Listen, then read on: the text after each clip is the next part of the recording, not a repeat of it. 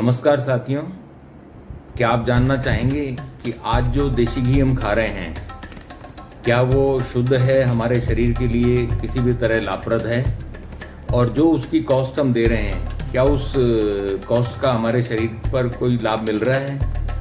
आइए जानते हैं। राकेश गौड़ टॉक्स में आपका स्वागत है। मैं राकेश गौड़। देसी घी हमारी कमजोरी कह लो, हमारा एक लालायित रहना, उसके लिए वो भोजन का हमारा एक मुख्य घटक है, और इस कारण से इसका लाभ कुछ कंपनियां या कुछ प्रोड्यूसर जो होते हैं वो भी उसका लाभ उठाते हैं कि देसी घी तो चाहिए ही चाहिए। इवन विदेशी जो कंपनियां हैं उनको भी ये मालूम है कि भारतीयों को देसी घी अवश्य चाहिए। और अब ये देसी घी की जो बड़ी बड़ी डेयरीज हैं, देसी घी की नहीं, एनिमल जो है फूड जो भी मिलता है उसकी जो बड़ी बड़ी डेयरीज हैं उनके ऊपर भी विदेशी नज़र है। लेकिन आज हम बात करते हैं हमारे देश में जो अभी उपलब्ध है, और हम रोजाना के क्या मुख्य घटक के रूप में दोनों टाइम के भोजन में वगैरह, नाश्ते में, सब जगह उसको हम काम में ले रहे हैं। आज बाजार के अंदर 400 रुपए से लेके लगभग 1000-1200 रुपए तक के 50 क्या सैकड़ों ही ब्रांड हैं। अब बात ये समझने की है कि 400 रुपए में भी वो देशी गाय का घी है या गाय का घी है, और 1000-1200 में भी है। तो ये बड़े कस्टमर के लिए कंफ्यूजन क्रिएट करता है कि कौन सा अच्छा। कंपनियों के प्रचार माध्यम हैं, सब अपना अपना प्रचार अपने ढंग से करते हैं, लेकिन ये तो निश्चित है कि अगर कोई 400 रुपए किलो है, कोई 500 है, कोई 700 है, 800, 900 है, इसका मतलब कोई इतना बड़ा वेरिएशन एक उसकी शुद्धता को तो जरूर इफेक्ट करता है। एक मोटे तौर पे अगर हम देखें देशी गाय के मामले में, तो देशी गाय के दूध में फैट होता है 3 to 4%। अगर हम मैक्सिमम पकड़ के भी चलें, 4% फैट को भी अगर पकड़ के चलें, तो लगभग 25 किलो दूध के अंदर 1 किलो घी बनेगा। अभी जो गाय के दूध का भाव है वो लगभग 60 रुपए के आसपास है। तो 25 किलो से अगर हम उसको मल्टीप्लाई करें तो ये करीब 1500 रुपए का पर केजी घी पड़ेगा। अब मार्केट में कंपनीज को तो अपने प्रोडक्ट को बेचना है, कॉम्पिटिटिव रेट्स के ऊपर बेचना है। अब उसमें क्या एडल्ट्रेशन हो रहे हैं वो तो काफी हम सुनने को मिलता भी है। आए दिन जो इसके विभाग हैं, फूड सेफ्टी जो डिपार्टमेंट हैं, वो भी छापे डालते रहते हैं और हम सुनते रहते हैं कि क्या क्या है। लेकिन काफी कुछ तो ये ध्यान में अभी हमें सीधे तौर पे आ जाता है कि 400 रुपए, 600 रुपए, 1000-1200 में कोई तो अंतर है। तो ये अंतर क्या होते हैं? ये अंतर होते हैं मिलावट के। और मिलावट के जो अंतर होते हैं, जो मेनली जो मिलावट होती है देशी घी के अंदर, वो होती है पाम ऑयल की। पाम ऑयल फर्स्ट तो, और सेकंड जो है हाइड्रोजनेटेड ऑयल, जिसको वनस्पति घी वगैरह जो कहते हैं, और थर्ड है एनिमल फैट। अब एनिमल फैट तो घी भी एनिमल फैट ही है, लेकिन मेरा यहाँ एनिमल फैट कहने से मतलब है मरे हुए जानवर की चर्बी। इसको बड़े व्यापकता के साथ मिलाया जाता है। अब हम एक एक चीज पे बात कर लेते हैं। जैसे पाम ऑयल है, पाम ऑयल को मिलाया जाता है, निश्चित रूप से मिलाया जाता है, और इसी से उसकी कम्पिटिटिव रेट्स आती है, क्योंकि पाम ऑयल की रेट बहुत कम होती है, तो वो कम्पिटिटिव रेट्स भी उसी कारण आती है। और पाम ऑयल किसी भी सूरत में खाने योग्य नहीं है, जिसकी मैं मेरे पहले के वीडियोज में चर्चा कर चुका हूं। अब दूसरा होता है हाइड्रोजनेटेड ऑयल। हाइड्रोजनेटेड ऑयल भी जो है वो घी, जो वनस्पति घी जिसको बोलते हैं, वो शक्ल में दिखने में तो एक सा ही होता है। देशी घी, अगर हम भैंस का घी देखें और वनस्पति घी को देखें तो देखने से तो दोनों एक से ही नजर आएंगे। थोड़े गाय के घी में हल्का सा सुनहरी सा रंग होता है, तो वो एक अलग शो कर जाता है। तो अब ये हाइड्रोजनेटेड जो घी है, आप देखिए कि ये काफी, अब तो मैं समझता हूं इसका चलन कुछ खान पान के लिए कम हो गया है, कुछ दूसरे उपयोग ज्यादा हो रहे हैं। लेकिन अगर पुराना कोई समय किसी को याद हो तो जब इसका चलन बढ़ा था और काफी प्रचार माध्यमों से इसका जो है काफी प्रचार किया और मन मस्तिष्क में बैठाया गया कि ये खाने के लिए बहुत अच्छा है। अगर पुराना किसी को कुछ याद आता है तो मैं बताता हूँ, एक ब्रांड था जिसके ब्रांड के जो डब्बा था उसके ऊपर भी दो पाम के पेड़ों का ही निशान हुआ करता था। और उस समय के लोगों ने इसके बहुत पराठे खाए हैं, जिसके परिणाम भी उनको मिले हैं। तो अब तीसरा आता है जो मेजर है, वो है एनिमल फैट, मरे हुए जानवर की चर्बी। और इसके अलावा कुछ और चीजें हैं, जैसे स्टार्च के रूप में मिला देते हैं, आलू है, शकरकंद है, इनकी भी मिलावट की जाती है। मरे हुए जानवर की चर्बी का जो है, ये उसका जो इंटेस्टाइन वाला पोर्शन है, पूरा आंत्र वाला पोर्शन है, उनको बॉईल किया जाता है, मरे हुए जानवर से निकाल के उनको बॉईल किया जाता है और उसके 3 प्रोडक्ट बनते हैं। एक प्रोडक्ट तो वो है जो उसका जो चिकनाई जो उसकी निकलती है, वो चिकनाई को अलग निकाल लिया जाता है। जो सेकंड प्रोडक्ट बनता है वो इनेमल पेंट्स वगैरह में काम आता है, और जो थर्ड प्रोडक्ट बनता है उसका वो वैक्स मोम के रूप में काम आता है।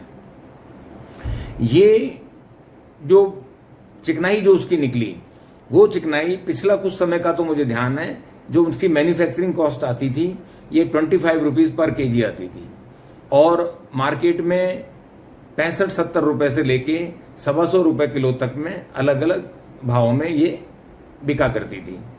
और उसका बड़े पैमाने पर जो है मिलावट, और उसको प्योरली भी बेचा जा रहा है।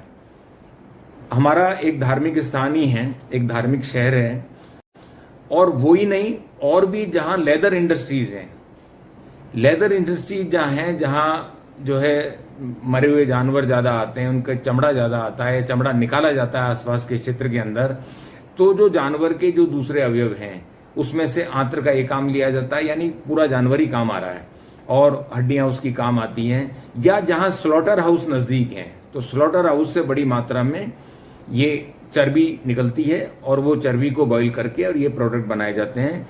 और आपको बड़ा ताज्जुब होगा कि बेचने वालों ने इतनी हद कर दी, और ये आज से नहीं है, मेरे बचपन की बात है, तब मैं इन्हें सुना था कि फला शहर के अंदर घी बहुत सस्ता मिलता है, देसी घी, और उसका नाम है पूजा का घी।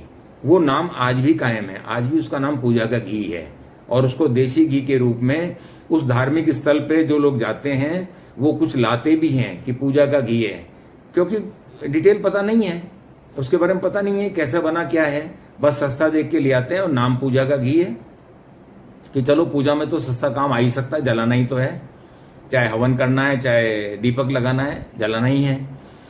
और साथ में वहां जो वो नाश्ता करते हैं, खाना खाते हैं, वहां के ढाबों पे, रेस्टोरेंट्स पे बड़ा बड़ा लिखा रहता है देसी घी की पूरी सब्जी, और वो उसको बड़े शौक से खाते हैं। तो एक धर्म की भी हानि है, और किसी भी तरह से वो लाभकारी नहीं हो सकता। सिर्फ एक चिकनाई है, और उसमें फ्रेग्रेंस भी ऐसा डाल देते हैं कि वो देसी घी से भी ज्यादा अच्छी खुशबू का आपको मिलेगा। और यहां तक कि वहां जो भंडारे वगैरह होते हैं वो भी उसी घी से हुआ करते हैं। तो इस तरह से जो सबसे बड़ी मिलावट है, हालांकि पाम ऑयल भी नुकसानदायक है, हाइड्रोजनेटेड ऑयल भी नुकसानदायक है, आलू और शकरकंद का जो स्टार्च की मिलावट की वो भी नुकसानदायक है, लेकिन ये तो अति है। एनिमल फैट मिलाना तो अति है, लेकिन ये मिला रहे हैं, और इसी तरह से कॉम्पिटिटिव। आपने कुछ समय पहले एक भारत के एक बहुत बड़े मंदिर का, जिसका बहुत बड़ा धार्मिक महत्व है, वहां के प्रसाद का एक किस्सा आपने सुना होगा, और मैं बताऊं आपको कि वहां 350 रुपए किलो में घी का कॉन्ट्रैक्ट था, जो अब चेंज हुआ। तो वो हमारे सामने ही हुआ। ये बात मेरे ख्याल से 3 से 4 महीने के अंदर की बात है। तो इस तरह से ये मिलावट का जो खेल है, और वो उसके कारण जो है उसको जो नुकसान है, जिसकी हम आगे चर्चा करेंगे, वो भी हो रहे हैं। सबसे बड़ी बात तो ये है कि आज जो इंसान है वो इतना खुदगर्ज हो गया है कि अपने आप तो खाना चाहता है अच्छी चीज, अगर उसको इजीली अच्छा मिल जाए तो पैसा खर्च करने में ऐसा कोई दिक्कत नहीं कर सकता है, और करता भी है। लेकिन जहां मामला भगवान का आता है, जहां दीपक लगाने का आता है, या जहां हवन करने का आता है, वहां मैंने प्रैक्टिकली देखा है कि ये पूजा का घी लाते हैं, और साथ में जहां ये पूजा का घी नहीं मिलता वहां वो हाइड्रोजनेटेड यानी वनस्पति घी भी लाते हैं कि जलाना ही तो है, वनस्पति घी जला लो। कमाल की बात है, आप उस परमात्मा की, उस अलमाइटी गॉड की परम सत्ता को मानते भी हैं, उससे डरते भी हैं और उसके प्रति आसक्त भी हैं, लेकिन आप कैसा सोचते हैं जिसको आप नहीं खा रहे उसको भगवान को, वो परमात्मा को अर्पित कर दिया जाएगा। पता नहीं ऐसा कैसे सोच बनती है ऐसी। मैं इसके बारे में एक छोटा सा एक किस्सा सुनाऊं आपको। विवेकानंद जी के गुरु हुए स्वामी रामकृष्ण परमहंस। रामकृष्ण परमहंस जी के बारे में एक बात प्रचलित है, एक किस्सा हुआ उनके जीवन में कि वो खुद भी खाने के बड़े शौकीन थे, स्वादिष्ट भोजन के लिए बड़े लालायित रहते थे और कई बार तो जो है भोजन में थोड़ा डिले हो जाता तो वो रसोई में आके भी देख जाते थे अपनी कि अभी कितनी देर है, क्या क्या बन रहा है आज। लेकिन पता लगा उनका कि वो अपनी काली माता को स्वादिष्ट से स्वादिष्ट प्रसाद चढ़ाना चाहते थे। तो वो जब प्रसाद तैयार हो जाता तो थाली लगा के रसोई से उनकी पत्नी लेके आती और उन्हें देती और वो काली माँ के सामने बैठ के और एक एक चीज को खुद चखते थे और चाक के जो उनको अच्छी लगती कि हाँ ये सबसे अच्छी है आज भोजन में, वो काली को अर्पण करते। इस बात की शिकायत भी हुई। जिन रानी ने वो मंदिर बनवाया था, जिसको संभाल करते थे रामकृष्ण परमहंस, उन रानी जी से तक बात पहुंची और उन्होंने इसका पता करवाया तो बात सत्य थी। तो उनको उपस्थित होने के लिए कहा, वो उपस्थित हुए और उनसे पूछा कि आप कमाल करते हो, काली माता को आप झूठे प्रसाद झूठा करके और भोग लगाते हो। बोला हाँ, मैं मेरी काली को ऐसा कैसे खिला सकता हूं, जो चीज मुझे अच्छी नहीं लगी मेरी देवी को क्या अच्छी लगेगी। तो आप देखिए कितना समर्पण भाव था। वो ऐसा भोजन भी प्रसाद में नहीं देना चाहते थे कि जो मुझे स्वादिष्ट नहीं लगा वो मैं मेरी माता को दे दूं। और आज का समय ऐसा है कि उन घी के और उन तेलों के वो दीपक जल लगाए जा रहे हैं जिनको वो व्यक्ति खाने को तैयार नहीं है जो लगा रहा है। अब हम देखें कि इसको, ये जो मिलावट की चीजें आ रही हैं, उसको कुछ एक अपने घरेलू लेवल पर भी कुछ चेक कर सकते हैं क्या? जी हाँ, कर सकते हैं। जैसे हम चेक कर सकते हैं हाइड्रोक्लोरिक एसिड से। अगर घी के ऊपर हाइड्रोक्लोरिक एसिड की कुछ ड्रॉप्स डाली जाएं तो अगर प्योर घी है तो उसमें कोई चेंज नहीं होगा, अदरवाइज वो रेड हो जाएगा। आयोडीन से टेस्ट कर सकते हैं। अगर स्टार्च अगर डला हुआ है, शकरकंद है, आलू है, इस तरह की कोई चीज की मिलावट है, तो हम उसके ऊपर आयोडीन की अगर 2-3 ड्रॉप डालेंगे तो वो ब्लू या पर्पल हो जाएगा। अगर हम देसी घी की प्योरिटी चेक करने का एक और तरीका है कि अगर हम हाथ को मल के और उसके ऊपर 2-3 ड्रॉप देसी घी की डालें, अगर वो कुछ ही सम मिनट्स और सेकंड्स में वो अगर पिघल जाती हैं तो वो देसी घी है। तो इस तरह से हम कई टेस्ट हैं। एक घरेलू टेस्ट और है कि आप एक गिलास में पानी ले लें और उसमें 1 चम्मच भर के घी डाल दें। अगर वो ऊपर तैर रहा है तो वो प्योर है और नीचे अगर तली में बैठ गया है तो वो इम्प्योर है। तो इस तरह भी हम एक टेस्ट कर सकते हैं कि कुछ हद तक तो हम ये पहचान सकते हैं कि ये जो हम खा रहे हैं या हम हमारे भगवान को अर्पित कर रहे हैं उसकी शुद्धता क्या है। अब हमने खा लिया, ऐसा जानकारी नहीं है तो कोई बात नहीं, अगर जानकारी हो गई है तो उसके बाद तो परिवर्तन करना चाहिए। पाम ऑयल का तो काफी पहले चर्चा हो चुकी है, हाइड्रोजनेटेड ऑयल की भी चर्चा होगी, क्योंकि वो पाम का ही प्रोडक्ट है। वो हाइड्रोजन उसमें डाल के और उसको हाइड्रोजनेटेड करके और उसको घी उसको जो है सॉलिड किया गया है, जमाया गया है। एनिमल फैट तो किसी भी सूरत में नहीं। अब बात आती है कि ये क्या परिवर्तन हो सकता है। एक तो ऐसी चीजों में पोषण नहीं हो सकता, वो आपके शरीर के लिए किसी भी तरह लाभदायक नहीं है। उससे बेहतर तो है कि अगर अच्छी चीज नहीं मिलती है खाने की तो खाना ही छोड़ दिया जाए। दूसरा, वो आपके शरीर में जाएगा तो निश्चित रूप से कुछ नुकसान करेगा और सबसे पहला नुकसान करेगा पाचन तंत्र को, वो आपके पाचन को डिस्टर्ब करेगा। और तीसरा नुकसान है वो सैचुरेटेड फैट है, किसी भी रूप में अगर उसमें डाला गया है तो सैचुरेटेड फैट है, वो आपके हार्ट को नुकसान पहुंचाएगा, कोलेस्ट्रॉल बढ़ाएगा। निकट भविष्य में जो है दिल की बीमारियों के संकेत मिलने लग जाएंगे अगर उसको लंबे समय तक उपयोग में लिया। तो अब ऐसी बात है कि हम फिर क्या खाएं, कैसा देखें।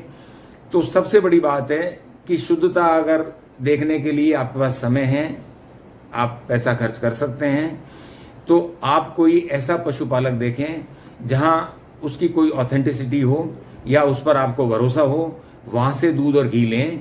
और घी पर भी कुछ ऐसा है कि घी नहीं मिल सकता हो तो आप दूध भी ले सकते हैं, दूध जमा के घर पे उसका घी निकाल सकते हैं या क्रीम के रूप में भी निकाल के और उसका घी बना के खाएं, तो वो शुद्धता आपके सामने ही होगी।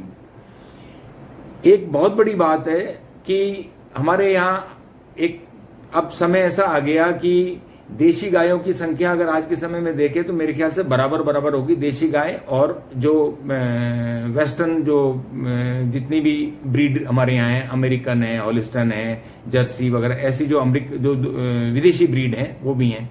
ज्यादा दूध के लिए वो आई थी यहाँ पर और ज्यादा दूध आज भी दे रही हैं, लेकिन उनका जो दूध है वो भी A1 कहलाता है और ये जो हमारा जो देशी गाय का दूध है ये A2 कहलाता है। तो इससे बनने वाला घी भी जो है हमारा जो वो प्रोटीन है वो A2 वो हमारे शरीर को बहुत लाभदायक होता है और A1 हमारे शरीर को नुकसानदायक होता है। ये तो प्रूव हो चुका और इस पर स्टडीज आज भी चल रही हैं।